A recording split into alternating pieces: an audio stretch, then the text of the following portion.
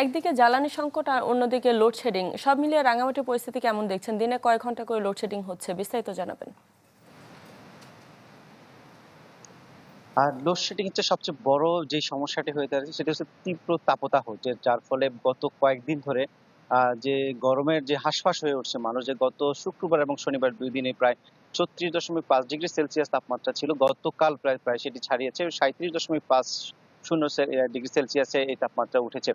যার ফলে হচ্ছে একদিকে গরম, অন্যদিকে হচ্ছে লোডশেডিং এর যে তীব্রতা, তার মধ্যে মানুষের একটি জনজীবন একটু দুর্বিষহ হয়ে উঠেছে। রাঙামাটি যে বিদ্যুৎ বিতরণ বিভাগ তারা যেটি জানিয়েছেন, রাঙামাটি পুরো জেলায় ১৭ মেগাওয়াটের বিদ্যুৎ মানে প্রয়োজন থাকলেও সেখানে মাত্র পাচ্ছেন ৭ থেকে ৮ বা ৯, কোনো সময় ১০ মেগাওয়াট বিদ্যুৎ উৎপাদন হচ্ছে, পাওয়া যাচ্ছে। যার ফলে যেই তীব্র লোডশেডিং, যে প্রায় ৭ মেগাওয়াটের লোডশেডিং, তার ফলে যে প্রতিটি তিনি যেটি বলছেন ২ ঘন্টা পর ১ ঘন্টা লোডশেডিং দিতে হচ্ছে। এবং একই সাথে রাঙামাটি শহরে সন্ধ্যার পরে ৭টার পরে দোকানপাট বন্ধ রাখতে বলা হয়েছে প্রশাসনের পক্ষ থেকে।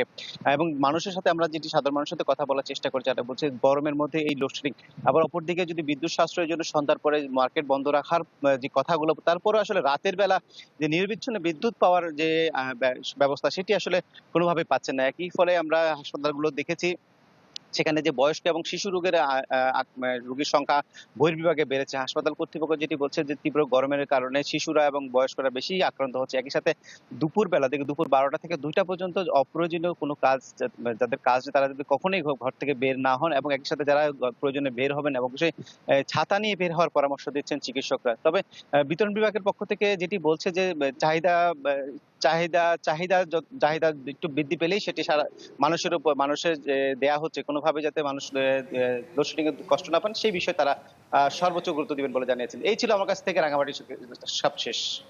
জিয়া, ধন্যবাদ আপনাকে। দর্শক, রাঙামাটি থেকে লোডশেডিং এর খবর জানাচ্ছিলেন আমাদের সহকর্মী।